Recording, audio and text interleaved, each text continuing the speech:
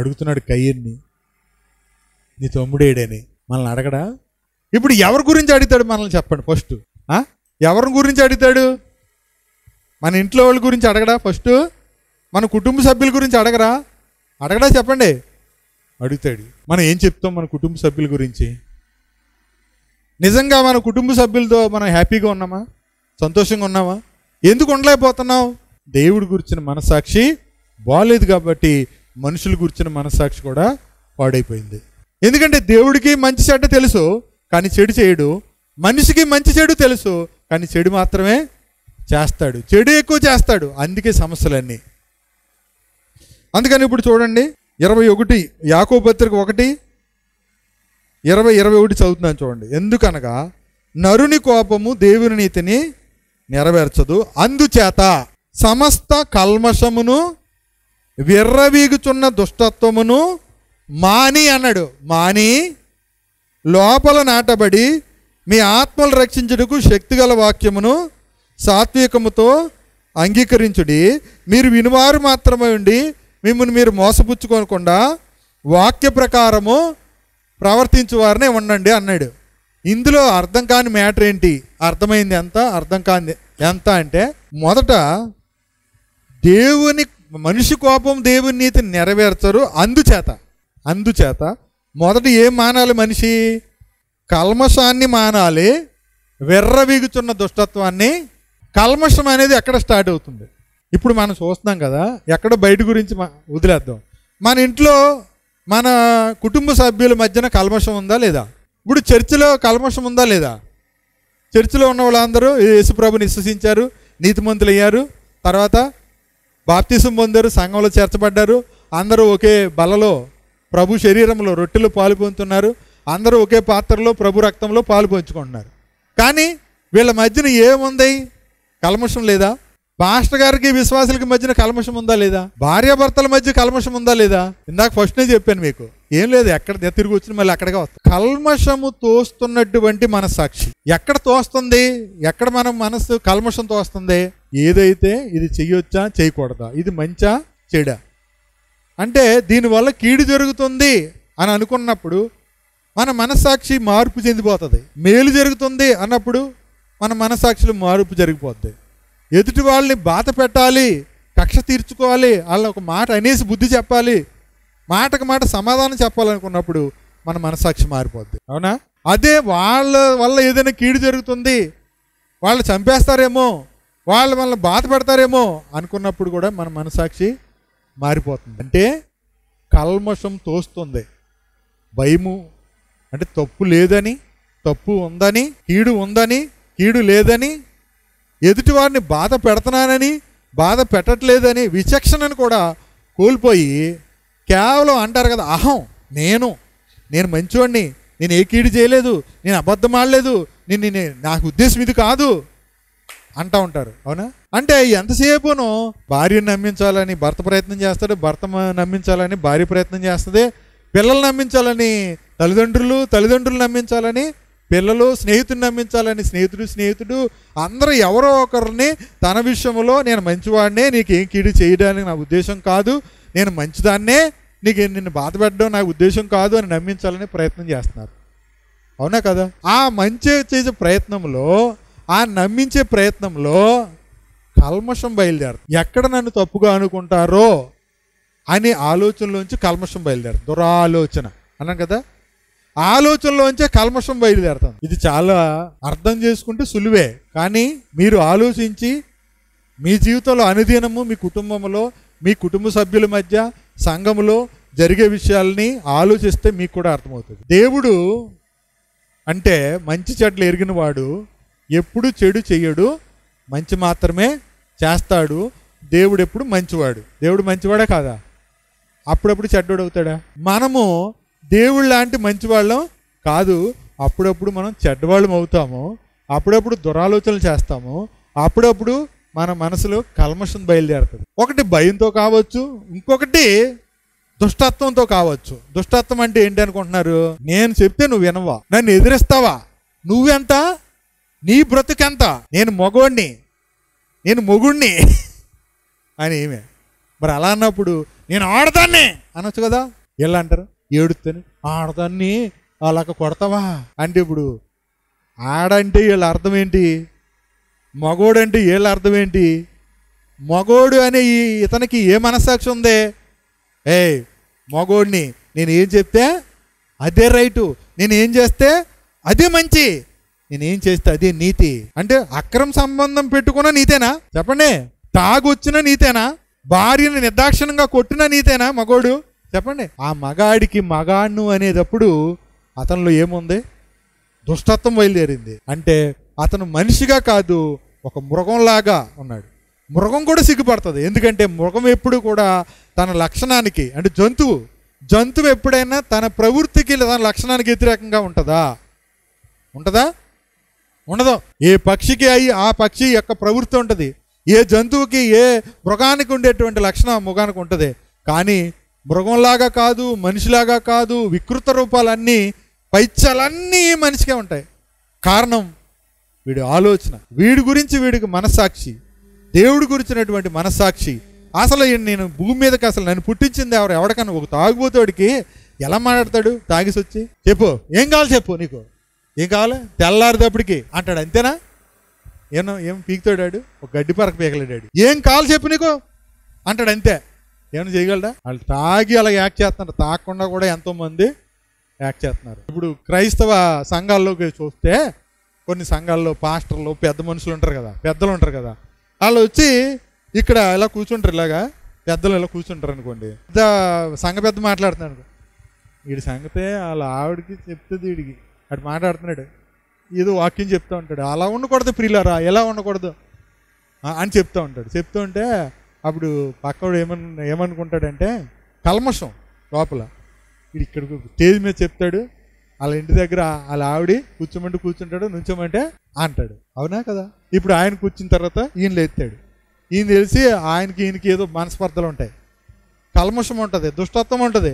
అప్పుడు వేసి side dialogue వేస్తాడు, మళ్ళీ ఇందులోంచి వాక్యంలోంచి తీసి వేస్తాడేడా. ఈయన మీద ఆయన బాంబు వేసాడంట, ఆయన మీద చూడు ఇప్పుడు నేను ఏం వేస్తాను చూడు, ఇప్పుడు ఆడికి ఎలా సమాధానం చెప్తాను చూడు అని వీళ్ళు వేస్తాడు. అంటే వీళ్ళు ఏం మానలేదు, కల్మషము, సమస్త కల్మషం, విర్ర బీగుచున్న దుష్టత్వం మానే అన్నాడు. మాని లోపల నాటబడాలి. అంటే ఇవి కల్మషము, దుష్టత్వము మానకుండా హృదయంలో వాక్యం ఉంటుందా చెప్పండి? హృదయంలో వాక్యం లేకపోతే తప్పు చేస్తాడు చేయడా? ఎదుటివాడిని బాధపడతాడా పెట్టడా? అన్యాయం చేస్తాడా చేయడా? నేనే పెద్దగా ఉండాలని ప్రధానత్వం కోరడా? అసలు యేసుప్రభు నమ్మిన వాడు ఎవడైనా నేను కనపడాలనుకుంటాడా? యేసుప్రభు కనపడాలనుకుంటాడా? జీవించేవాడు నేను కాదు, క్రీస్తు నన్ను జీవిస్తున్నాడు. అంటే క్రీస్తు జీవించాల్సిన చోట దుష్టుడు వచ్చి కూర్చున్నాడు, దుష్టుడు పెత్తనం చేస్తున్నాడు. దుష్టుడు నువ్వేం తక్కువ, నువ్వు లేగు అని ఒకడు లేపుతాడు. వాడిక కల్మషంతో దుష్టత్వంతో పైకి వస్తాడు.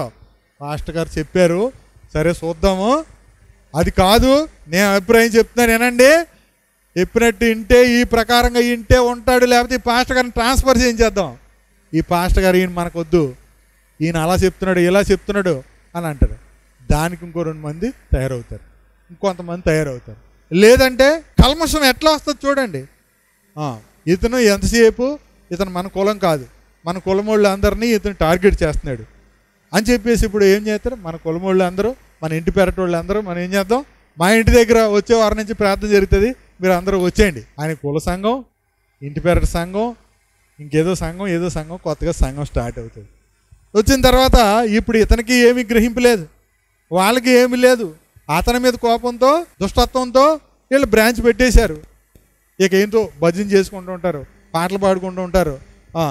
ఇప్పుడు అక్కడైతే ఆ పాస్టర్ గారు దయాదాక్షిణ్యాల మీద ఆధారపడి ఉండేది, ప్రార్థన ఇస్తే ఇస్తాడు, పాటిస్తే ఇస్తాడు, లేకపోతే ఎవడో. ఇప్పుడు ఇక్కడైతే మందే పెత్తనం, మనం ఏం చెప్తే అదే అవుతుంది.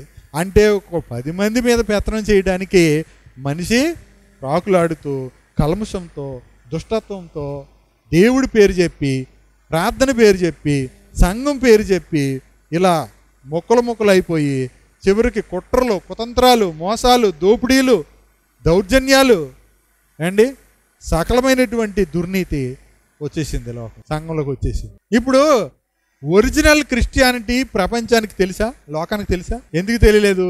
ఒరిజినల్ క్రిస్టియానిటీ క్రైస్తవులకే తెలియదు. ఇందాక చెప్పాను, అసలు భక్తి ఇతరుల క్షేమం కొరక, మన క్షేమం కొరక? పొరుగువాని కొరక చూడాలి. మనలో ఎవడు తన కోసమే బ్రతకడు, ఎవడో తన కోసమే చనిపోడు. బ్రతికినా ప్రభు కోసమే, చనిపోయినా ప్రభు కోసమే. అర్థమేంటి? మనం బ్రతికినా చనిపోయినా ప్రభు వారమై ఉండాలని ఆయన మన కొరకు చనిపోయి బ్రతికాడు. అంటే అర్థమేంటి? మనం ఇతరుల కోసం బ్రతికినప్పుడే ప్రభు కోసం బ్రతికినట్టు. అంతే. మీకు అర్థం కాకపోతే ఇప్పుడు నా కోసము ప్రభు ప్రాణం పెట్టాడు, నా భార్య కోసము కూడా ప్రాణం పెట్టాడు.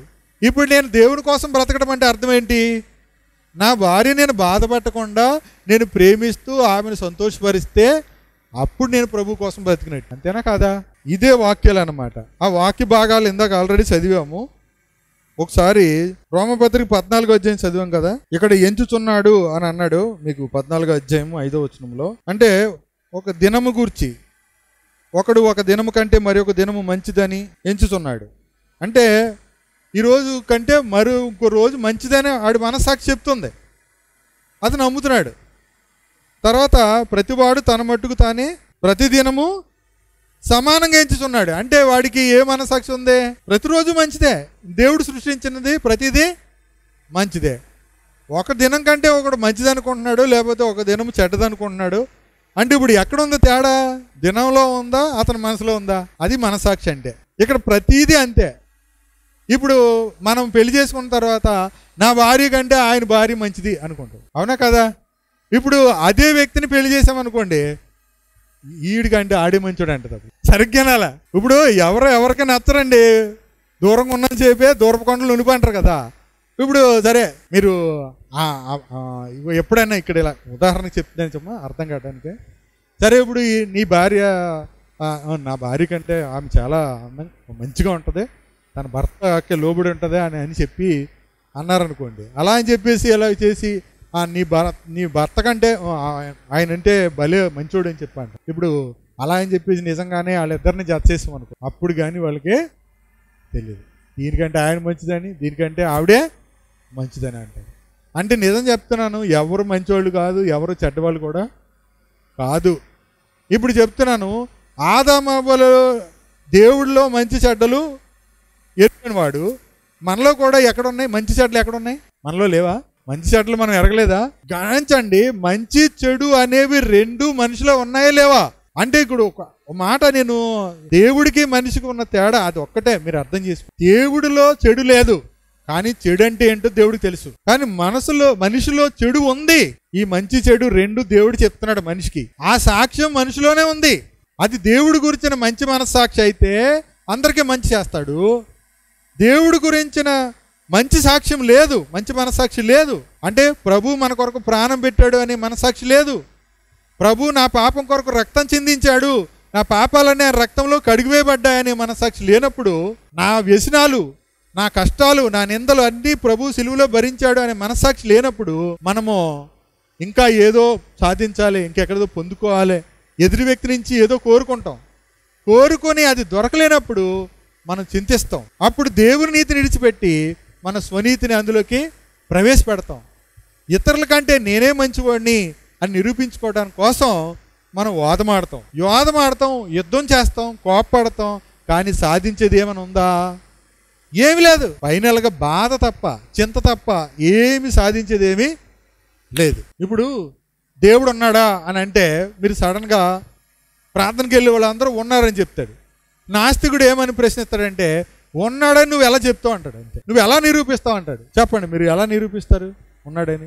అసలు ఇప్పుడు వాళ్ళు వేసే క్వశ్చన్ చూస్తే అసలు ఎవడు సమాధానం చెప్పలేడు అన్నట్టుగా ఉంటుంది. వాడు ఏ రకమైన క్వశ్చన్ వేస్తాడంటే, అసలు మనకి బుర్ర తిరిగిపోయి దేవుడి గురించి మనకేమీ తెలీదు అనే నిశ్చయితలోకి వచ్చేస్తాం మనం కూడా. అసలు దేవుడే లేడు అని మనం కూడా అనేస్తాం. అది ఏది నిజం, ఇది నిజమా అన్నట్టుగా. అయితే విషయం ఏంటంటే, అసలు దేవుడి గురించిన సాక్ష్యము మొట్టమొదటి ఎవరిలో ఉంది? యోహాను రాసిన మొదటి పత్రికలో చూద్దాం ఒక మాట. 5వ అధ్యాయం 9వ వచనం చూడండి. మనము మనుషుల సాక్ష్యము అంగీకరించున్నాము కదా, దేవుని సాక్ష్యము మరీ బలమైనది. దేవుని సాక్ష్యము ఆయన కుమారుడి గురించి ఇచ్చింది. దేవుని కుమారుని యందు విశ్వాసం ఉంచువాడు, దేవుని కుమారుడు యేసుక్రీస్తునందు విశ్వాసం ఉంచు వారిలో ఒక సాక్ష్యం ఉంది. ఏ సాక్ష్యం అది? దేవుని గురించిన సాక్ష్యం, కుమారుని గురించిన సాక్ష్యం తనలోనే కలిగి ఉన్నాడంట. అది ఏంటది అంటే, ఇప్పుడు ఇలా ఆలోచించేద్దాం. మంచి చెడు అనేవి రెండు నాలోనే ఉన్నాయి. ఎక్కడున్నాయి? రెండు నాలోనే ఉన్నాయి. ఇక్కడ శరీర సంబంధులు శరీర విషయాల మీద మనసు పెడతారు, ఆత్మ సంబంధులు ఆత్మ విషయాల మీద మనసు పెడతారు. ఇక్కడ రెండు రకాల మనుషులు అని చెప్తున్నాడు. ఒకటి ప్రకృతి సంబంధులు అన్నాడు, రెండు ఆత్మ సంబంధులు అంటున్నాడు, లేకపోతే విశ్వాస సంబంధులు అంటాడు. గమనించాలి, దేవుణ్ణి నమ్మలేని వారు, దేవుణ్ణి నమ్మేమన్నవారు. ప్రకృతి సంబంధులు ప్రకృతి విషయాల మీద మనసు పెట్టి శరీర విషయాల మీద మనసు పెడితే, దేవుని సంబంధులు లేకపోతే ఆత్మ సంబంధం ఎప్పుడు కూడా ఆత్మ విషయాల మీద దేవుడి సంగతుల మీద మనసు పెడతా ఉంటారు. పెడుతున్నప్పుడు మనకు తెలియాల్సింది ఏంటంటే, మంచి చెడు రెండు నాలోనే ఉన్నాయి. నేను ఈ శరీరం వైపు వెళ్తున్నానా, ఈ యొక్క ఆత్మ వైపు వెళ్తున్నానా, దేవుని వైపు వెళ్తున్నానా, లేదా దుష్టుడి వైపు వెళ్తున్నానా? ఇక్కడ మనస్సాక్షి అనేది మధ్యలో ఉంటుంది. ఇటు వెళితే దుష్టుడు దుష్టత్వము అనే మనస్సాక్షి, చెడు లేదా బాధ పెట్టైనా కోరిక తీర్చుకోవాలి, పాపములో వ్యభిచారంలో ఆనందించాలి. నేను డైరెక్ట్గా చెప్తున్నాను, దొంగతనం చేసైనా సరే నా కోరికల్ని నా ఆశల్ని తీర్చుకోవాలి. చివరికి ఏమవుతాడు? చచ్చిపోతాడు. ఇక్కడికి వెళ్ళేటప్పటికీ ఏమనుకుంటాడు? న్యాయంగా నీతిగా విశ్వాసంతో లేదా మంచి చేసి ప్రేమించి మంచిగానే నా యొక్క కోరికను తీర్చుకోవాలి, లేదా మంచిగా జీవించాలి. అప్పుడు ఏం చేస్తున్నాడు? ఆత్మ సంగతుల మీద దేవుడి విషయాల మీద మనసు పెడుతున్నాడు. ఎదుటి వ్యక్తిని కూడా అర్థం చేసుకోవడానికి ప్రయత్నం చేస్తున్నాడు. అంటే రెండు ఇటు మధ్యన పౌలు అంటాడు, ఈ రెండింటి మధ్య నేను ఇరుకుని పడిపోయాను అంటాడు. ఒకటి పాప నియమము, రెండవది దైవ నియమము. ఈ రెండింటి మధ్యన ఇరుకుని పడితే మధ్యలో ఒక నియమం వచ్చింది, అది ఆత్మ నియమం. ఆ ఆత్మ నియమం ఏంటంటే, ఆత్మలో దేవుణ్ణి విశ్వసించిన వాడు, దేవుని నమ్మినవాడు పొరుగువాడిని ప్రేమిస్తాడు. పొరుగువాడు అనగానే పొరుగువాడా లేకపోతే ఒకరినొకరా అని ఆలోచించాలి. పొరుగువాడు అంటే మళ్ళీ ఎవడనే ప్రశ్న వచ్చేద్ది. పొరుగువాడు అంటే ఎవడో, నా కులపోడా, నా మతమోడా, ఎన్ని ఆలోచనలు వచ్చేస్తాయి. కానీ ప్రభువు కొత్త నిబంధనలో చెప్పింది ఏంటి? ఒకరిని ఒకరు. నిన్ను వలే పొరుగువాడు కాదు, ఒకరిని ఒకరు ఎలా ప్రేమించాలి? క్రీస్తు ప్రేమించినట్టుగా ప్రేమించాలి. అంతేనా? ఇంకేమైనా ఉందా? క్రీస్తు ప్రేమించినట్టుగా ప్రేమిస్తే క్రీస్తు క్షమించినట్లుగానే క్షమిస్తాడు. అప్పుడు క్రీస్తు చేర్చుకున్నట్లుగానే ఎవరినైనా చేర్చుకుంటారు. ఇక్కడ ప్రేమించకుండా క్షమించకుండా ఎవరినైనా మనం చేర్చుకోగలమా? చేర్చుకుంటే అది నిజమా అబద్ధమా? నటన, కల్మషము, దుష్టత్వం వచ్చేస్తాయి అక్కడికి. కల్మషంతో ఇప్పుడు చూస్తున్నాం కదా, ప్రేమిస్తున్నానని చెప్పి గర్ల్ ఫ్రెండ్ బాయ్ ఫ్రెండ్ అని స్నేహం చేస్తారు. ఎందుకు చేస్తున్నారు? షాపింగ్ కోసం, చాక్లెట్ల కోసం, ఐస్ క్రీమ్ల కోసం, అవునా? అవసరాల కోసం కొంతమంది స్నేహం చేస్తారు. అక్కడ ఏదన్నా చిన్నది ఇంకొక మంచోడు కనిపించాడు, వీడికి బ్రేకప్ అంటారు, ఆడితో ప్యాకప్ అంటారు. ఇంతేనా? అంటే ఏంటి, ఏం జరుగుతుంది? వివాహ ధర్మానికి వ్యతిరేకంగా దుష్టుడు ప్రవేశపెట్టినటువంటి ఈ మార్గాలన్నీ, వాడు అబద్ధికుడు, అబద్ధానికి జనకుడు. మంచి చెడ్డలు ఎరిగిన వారిలో ఆదాము దేవునిలో ఒక భాగమైనప్పుడు, దేవుని వంటి వాడైనప్పుడు, మరి దేవుళ్ళలాగా చెడు చేయకుండా ఎందుకు జీవించలేదు మనిషి? అది ఒక్కటే అర్థమైతే సరిపోదు. కాబట్టి దేవుని కుమారుని యొక్క అవసరత మనకు వచ్చింది. ఆ దేవుని కుమారుని యందు విశ్వాసం ఉంచువాడు ఒక సాక్ష్యం కలిగి ఉన్నాడు. ఎక్కడ ఉన్నది ఆ సాక్ష్యం? ఎవరైతే యేసు ప్రభుని విశ్వసించారో వారిలోనే సాక్ష్యం ఉంది. ఇప్పుడు దేవుడు ఎవరి గురించి సాక్ష్యం ఇచ్చాడు? కుమారుని గురించి. చూడండి 10వ వచనం, దేవుని కుమారుని యందు విశ్వాసం ఉంచువాడు తనలోనే ఈ సాక్ష్యం కలిగి ఉన్నాడు. దేవుని నమ్మని వాడు ఆయన తన కుమారుని గూర్చి ఇచ్చిన సాక్ష్యమును నమ్మలేదు గనక అతడు దేవునినే అబద్ధికుడిగా చేశాడు అన్నాడు. ఇది కూడా అర్థం కాలేదు చాలా మందికి. దేవుడు సాక్ష్యం చాలా బలమైన సాక్ష్యం అని చెప్పాడు పైన. ఇప్పుడు దేవుని సాక్ష్యాన్ని నమ్మకపోతే ఎవరిని అబద్ధికుడిగా చేశాడు? ఇంకొకటి ఉంది ఇందులో. 1:10 వచ్చిన చూడండి, అక్కడ కూడా దేవుడిని అబద్ధికుడిగా చేస్తున్నాడు. చూసారా, పాపం చేయలేదని చెప్పుకున్నా కూడా దేవునినే అబద్ధికుడిగా చేస్తున్నాము. మరలో ఆయన వాక్యం మనలో ఉండదు అన్నాడు. ఇప్పుడు వాక్యం మనలో లేకపోతే దేవుడిని అబద్ధికుడిగా చేస్తున్నాం, మళ్ళీ పాపం చేయలేదు అని కల్మషంతో అబద్ధం చెప్తున్నాం. కానీ పాపం చేయలేదంటే దేవుడిని అబద్ధికుడిగా చేస్తున్నాం అంటే అర్థం ఏంటి చెప్పండి? దేవుడు ఉన్నాడని చెప్తున్నట్టు, లేడని చెప్తున్నట్టు. నేను ఇంకో మాట చెప్తున్నాను, ఈ ప్రపంచంలో దేవుడు ఉన్నాడని చెబుతూ లేడన్నట్టుగా జీవించే వారి సంఖ్య వాళ్ళ సంఖ్య ఎక్కువ ఉంది. ఏంటి?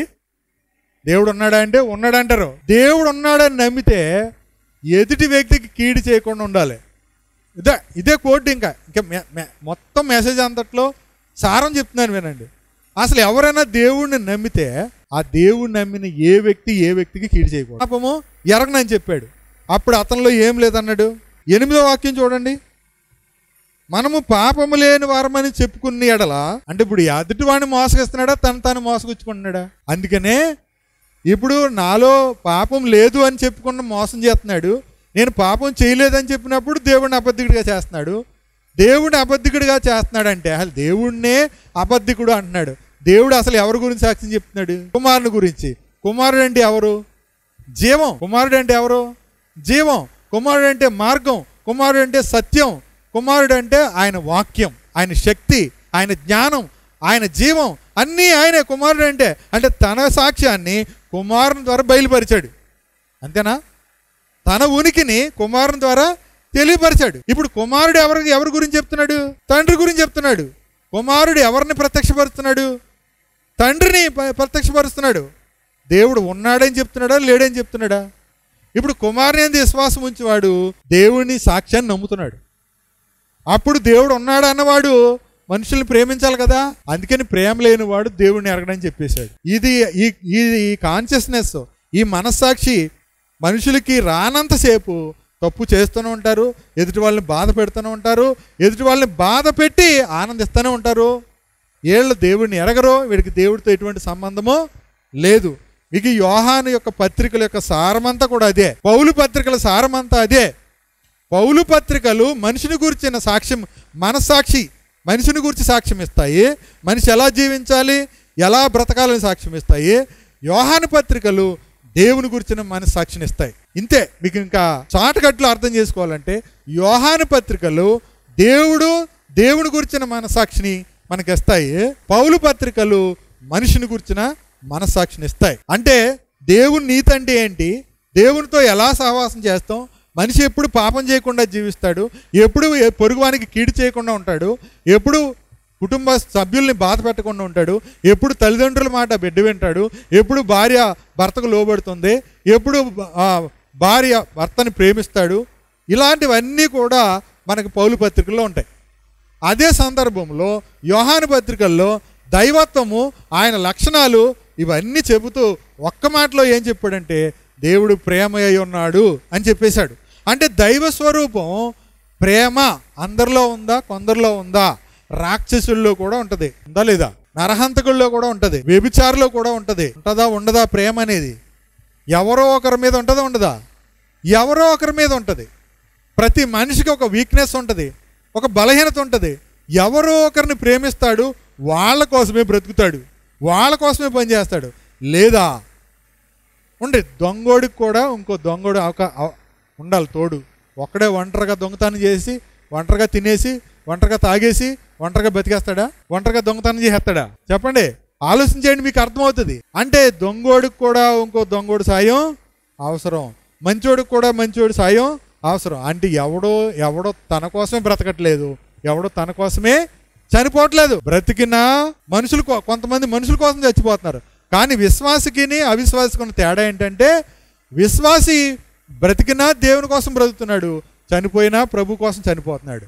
కానీ లోకంలో వాళ్ళు బ్రతికేది వాళ్ళ సంతోషం స్వార్థం కోసం, చచ్చిపోయేది వాళ్ళ సంతోషం వాళ్ళ స్వార్థం. ఈ తేడా విభజించండి. ఈ రెండు మనలోనే ఉన్నాయి. దేవుని గురించిన సాక్ష్యం మనలోనే ఉంది. మీలో ఉన్న క్రీస్తుని మీరు గుర్తించండి. ఆ క్రీస్తు దర్శనం, ఆ క్రీస్తు యొక్క ప్రత్యక్షతను మీరు అనుభవించండి. మీ గురించి మీరు ఆలోచించుకోండి. దేవుడి గురించి మీకు ఏ మనస్సాక్షి ఉంది, అలాగే మీ పొరుగువారు, మీ ఇంటి కుటుంబ సభ్యుల గురించి మీకు ఏ మనస్సాక్షి ఉంది, మీ సేవకుడి గురించి మీ మనస్సాక్షి ఏముంది, అసలు మీ గురించి మీకు ఏ మనస్సాక్షి ఉంది? మీరు చెడ్డవాళ్ళ, మంచివాళ్ళ, దేవుని ఎరిగిన వాళ్ళ, ఎరగని వాళ్ళ? పొరుగువారి పట్ల మీ వైఖరి ఏంటి? మీ కుటుంబ సభ్యుల పట్ల మీ వైఖరి ఏంటి? మీ ప్రేమ ఏంటి? ఇప్పుడు యేసు ప్రభువును విశ్వసించిన వారికి పరిశుద్ధాత్మని ఇచ్చాడు. ఆ పరిశుద్ధాత్మ ద్వారా దేవుని ప్రేమ విశ్వాస హృదయంలో కుమ్మరించబడింది. హృదయంలో ఎప్పుడైతే దేవుని ప్రేమ కుమ్మరించబడిందో అప్పుడు విశ్వాస హృదయం పవిత్రమైంది. అందుకనే ఇప్పుడు ఒకే ఒక్క వాక్యం, తిమోతి మొదటి పత్రిక 1వ అధ్యాయం 5వ వచనం ఇలా ఉంటుంది. ఉపదేశ సారం ఏదనగా అంటాడు. టోటల్ అంతటిగా ఇది చెప్పినంతటి సారం ఏంటంటే ప్రేమ ఎక్కడి నుంచి రావాలో చెప్తున్నాడు. ఇదే చెప్తున్నా. సమస్త కల్మషము విర్రవీగుచున్న దుష్టత్వాన్ని మానన్నాడు కదా, అన్నాడు. మానమన్నాడు, కానీ మానట్లేదు. ఇక్కడేముంది ఈ వాక్యంలో? పవిత్ర హృదయం నుండి, మంచి మనసాక్షి నుండి, నిష్కపట విశ్వాసం నుండి ప్రేమ అన్నాడు. అంటే ఇప్పుడు ప్రేమ ఎక్కడి నుంచి రావాలి? పవిత్ర హృదయంలోంచి రావాలి. ఏంటి? ప్రేమ ఎక్కడి నుంచి పుట్టాలి? ప్రేమ అనేది హృదయ పవిత్రతలోంచి రావాలి. కానీ ఆ హృదయంలోకి ఇందాక మొదటి ఏమొస్తున్నాయి? దురాలోచనలు వస్తున్నాయి. దురాలోచన వచ్చినప్పుడు పవిత్రంగా ప్రేమిస్తాడా? తర్వాత ఏమన్నాడు? మంచి మనస్సాక్షి నుండి ప్రేమ కలగాలి. అంటే ఏంటి? భార్య పట్ల ప్రేమ కలగాలంటే ఆమె మంచిదైతే ప్రేమిస్తాను కాదు, భార్య గనక ప్రేమించు, సంబంధాన్ని బట్టి ప్రేమించు. కుమారుడు మంచోడైతే కూడి పెడతాను, చెడ్డోడు తప్పు చేస్తే కూడి పెట్టను, కాళ్ళు ఎరగొడతానంటే మనం అంతే కదా, అవునా? ఒకడు చెడ్డోడైతే వాడిని సడన్గా మనిషి ఏమనుకుంటాడు?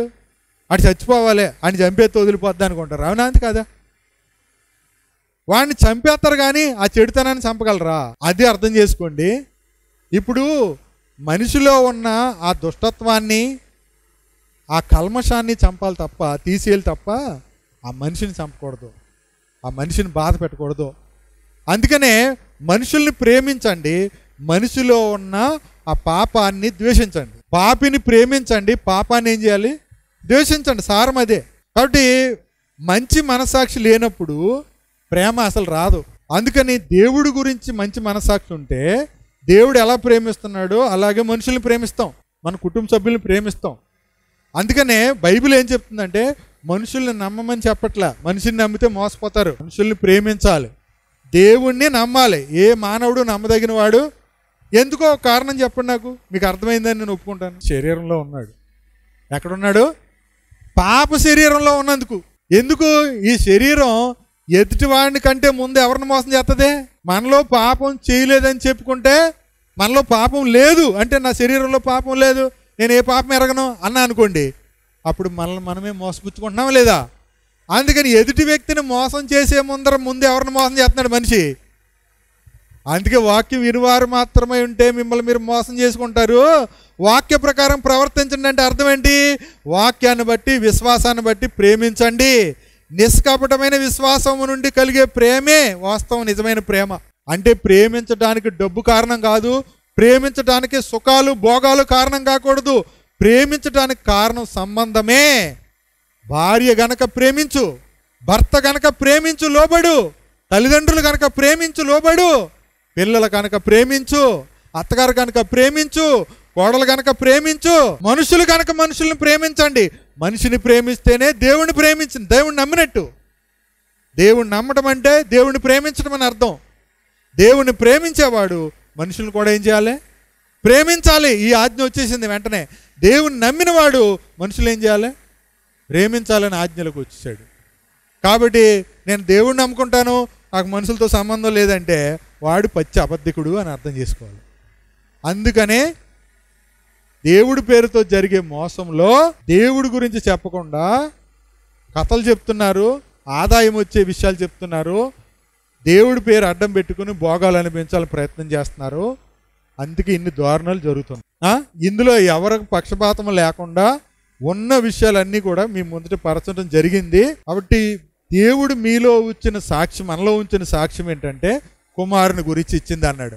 దీని అర్థం ఏంటంటే అన్నీ వాక్యం వల్లే కలిగాయి, తర్వాత ఇదే వాక్యం వల్ల నాశనానికి ఈ భద్రపరిచి ఉంచాడు. వాక్యం వల్ల కలిగిన ఈ ప్రకృతి మరలా వాక్యం చేతనే భద్రపరచబడుతుంది, వాక్యం చేతనే నడిపించబడుతుంది, వాక్యం వల్లే మనం జీవిస్తున్నాం, వాక్యమే ఈ ప్రపంచం మొత్తానికి ఆహారం ఇస్తూ ఉంది, అన్నిటికీ నడిపించేది వాక్యమే. చివరికి ఆ నాశనాన్ని జరిగే దినం వరకు కూడా, యుగాంతం వరకు కూడా ఇదే వాక్యం వలన ఈ ప్రకృతి, సృష్టి, మనుషులు అందరూ కూడా ఏమయ్యారు? భద్రం చేయబడ్డారు. కాబట్టి మనుషులు ఏం మర్చిపోతున్నారు? దేవుని వాక్యం వలన ఈ ప్రకృతి కలిగిందే అని బుద్ధిపూర్వకంగా మర్చిపోతున్నారు. దేవుడు సృష్టికర్త అనే సంగతిని బుద్ధిపూర్వకంగా వాళ్ళు మర్చిపోతున్నారు. మరిచిపోయి దేవుడికి తెలియదు అన్నట్టుగా, దేవుడు చూస్తలేదు అన్నట్టుగా, మనుషులు ఎవరికి తెలియదు అన్నట్టుగా మనుషులు మోసగిస్తున్నారు. కల్మషము విర్రవీగుచున్న దుష్టత్వం. అది మానలేనప్పుడు హృదయంలో వాక్యము ఉండదు, లేనప్పుడు ఇంకా తప్పులే చేస్తారు. అర్థమవుతుందా? ఇది దేవుని మనుష్యుని కోపం దేవుని నీతిని నెరవేర్చదంటే. దేవుని నీతి ఏంటంటే మనుషులు ప్రేమించు, మనుషులకి ఎవరికి కీడు చేయకు, ఎవరిని మోసగించుకో, ఎవరిని బాధ పెట్టుకో. మేలు చేయకపోయినా పర్లేదు, సంతోషపరచబడలేదు, కానీ బాధ పెట్టుకో, కీడు చేయకు. కీడు చేసి అపవాది సంబంధి, మేలు చేయవాడు దేవుని సంబంధి. ప్రేమించేవాడు దేవుని సంబంధి, కల్మషంతో కుట్ర చేసి ద్వేషించేవాడు దుష్టిని. దేవుడి మాటలను మన అందరి హృదయాల్లో భద్రపరిచి ఆశీర్వదించి ఫలింపు చేయనుగాక. పరమ తండ్రి, విస్తరించిన ఈ వర్తమానంలో ఓపికతో ఉన్న మీ ప్రియులను బట్టి స్తుతులు చెల్లించుకుంటూ, ప్రతి మాటని ఆలోచించి మీ వాక్యంలోంచి లేఖనాల్లోంచి పరిశీలించి నాయన ఉదయ పవిత్రత నుండి, మంచి మనస్సాక్షి నుండి, నిష్కపటమైన విశ్వాసం నుండి, అనగా యేసు ప్రభునందు విశ్వాసం ఉంచుట ద్వారా వారి హృదయాల్లో కలిగిన పరిశుద్ధాత్మ ద్వారా కలిగిన ప్రేమను బట్టి అందరినీ ప్రేమించి నాయన మీ ప్రేమను ప్రత్యక్షపరుస్తూ, ప్రేమ స్వరూపమైన మీ స్వరూపమైన ప్రేమను చూపించడం ద్వారానే మిమ్మల్ని లోకంలో చూపించగలము అనే సత్యాన్ని ఈ వర్తమానం విన్న వారందరూ గ్రహించి నాయన ఫలించి విస్తరించి అభివృద్ధి పొందినట్లుగా ఆశీర్వదించమని, బలపరచమని, మిగిలిన సమయాన్ని కూడా ఆశీర్వాదకరంగా చేయమని యేసు ప్రభు పరిశుద్ధ నామమును బట్టి స్తుతించి ప్రార్థించి అడిగి వేడుకుంటున్నాం తండ్రి. ఆమేన్.